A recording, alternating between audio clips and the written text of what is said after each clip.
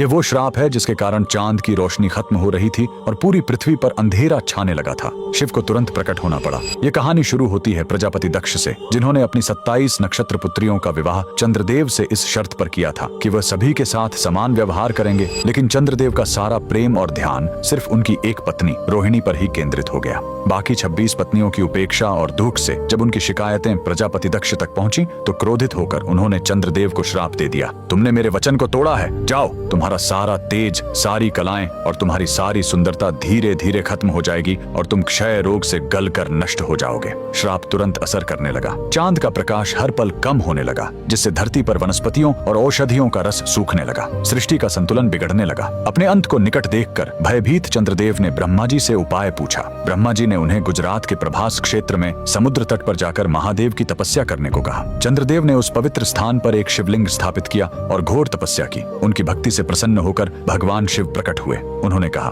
मैं दक्ष के श्राप को पूरी तरह खत्म तो नहीं कर सकता, लेकिन उसका प्रभाव कम कर सकता हूँ। शिव ने वरदान दिया, तुम कृष्ण पक्ष में 15 दिन क्षीण होगे, लेकिन शुक्ल पक्ष में 15 दिन फिर से पूर्ण हो जाओगे। उन्होंने चंद्र को अपने मस्तक पर धारण कर लिया और चंद्रशेखर कहलाए। और जिस ज्योतिर्लिंग की चंद्र ने पूजा की थी वो सोमनाथ, सोम यानी चंद्र के नाथ के नाम से प्रसिद्ध हुआ। और यही सोमनाथ मंदिर भारत का पहला ज्योतिर्लिंग आज भी गुजरात के वेरावल में उसी समुद्र तट पर शान से खड़ा है, जहाँ चंद्रदेव ने श्राप से मुक्ति पाई थी। लेकिन रुकिए, इस मंदिर का एक और रहस्य है। यहाँ मौजूद बाण स्तंभ यह बताता है कि यहाँ से लेकर दक्षिणी ध्रुव तक समुद्र के रास्ते में कोई जमीन नहीं है। भगवान शिव के भक्त कमेंट में हर हर महादेव जरूर लिखें।